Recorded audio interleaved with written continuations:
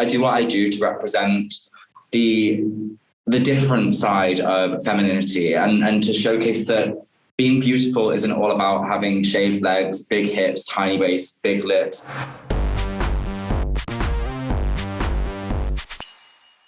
Hey guys, it's Travis Cronin. Welcome to Drag Us Weekly, the show where we drag the truth, the hopes, the wishes, the wants, the love out of your favorite drag queens. And we are so lucky today to be joined by the one and only Charity Kase. Welcome. Thank you so much. Hello, thank you for having me. It's lovely to join you. It is so great. So, your look is amazing today. How did it feel to be sort of the alternative queen in this bunch? I know it's nothing you haven't experienced before, but how did it feel this time? It was really amazing to be representing alternative drag for the UK. I don't think that we've had anyone near as alternative as me on the UK version, or maybe even on the American version too. We've had some weirdos, but I think that my horror aesthetic is quite extreme, and we've not really seen that before. So yeah, it's really lovely to have such an amazing reception for such a mad, crazy art form. And last time the judges wanted to see you for, the next time in full glam beauty makeup. Were you going to give them what they wanted, or were you going to put a spooky twist on it?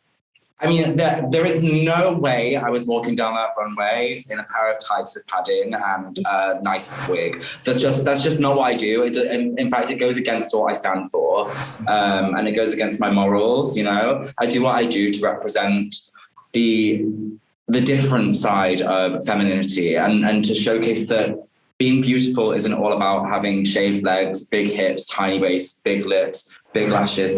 Being beautiful and being effeminate can be shown in so many different ways. And I know plenty of beautiful women who don't fit into that perfect molded stereotype of what they should be. And so that's who I represent. And that's why I'm not willing to change my stance on that, because it's political. It's not just taste, it's political.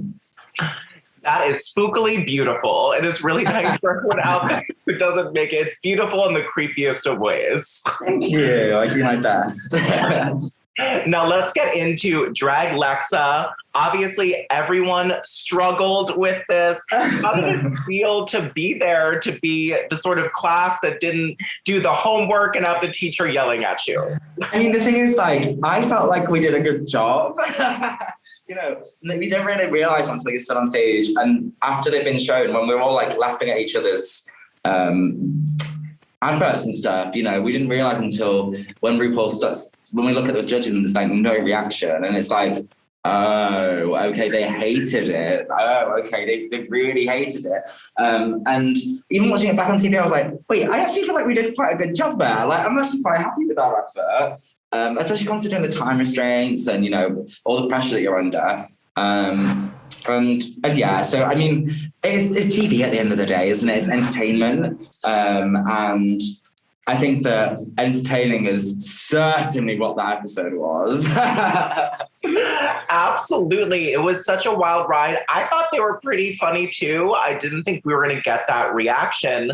Yeah. And how does it feel for you to be up on the stage and they're like, who should go home? Here's that question you don't want to answer. I wasn't looking forward to that question. And standing up on stage, I kind of knew. I knew that there was going to be more than one person that said my name. And I was actually happily surprised with how many people did, because I think had Katie not been there in that lineup where she was to break up that order, then it would have been charity. I genuinely believe that, because it's so easy to jump on a bandwagon. Look, that's what I did with Scarlett. Yeah. I didn't know who I wanted to say, but when Scarlett's had two people say her names and I've had two people say my name, I'm going to say her name because that means she's got more names than me. Do you know what I mean? Yeah. And we were all on the spot. It's a horrible thing to have to do. So I don't hold any. I don't Ella and Scarlett. Both of them said my name. I don't hold it against them at all. And I couldn't even hold it against them if I tried, because I know how difficult it was to be in that position. And yeah, and I love them both. There was no hard feelings at all.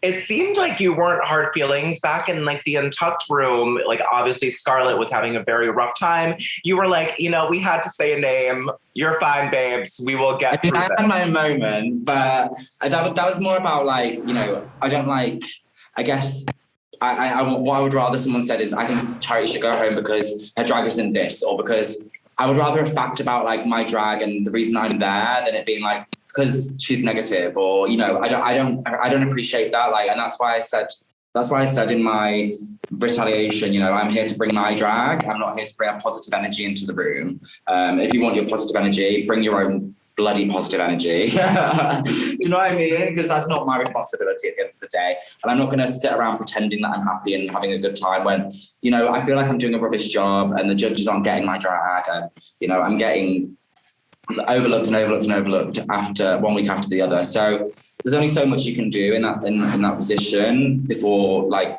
you start expressing that you feel sad. Yeah, of course. And week after week, they, you know, loved you. They thought you were amazing, interesting to look at, but everything they wanted a little bit more from you. And that must have been rough every week to be like, I'm so close to, you know, greatness here. I mean, I think that what it comes down to is like, in my opinion, I just wasn't right for them, and I'm just not what they're looking for, and that's okay. Like, that's fine, you know. Look at me compared to Lawrence Chaney, and that says it all. Like, we're on different worlds entirely with what we do. I love every other queen that's on Drag Race. I really, really do, especially Lawrence, especially like Bimini, like queens that are so different to me.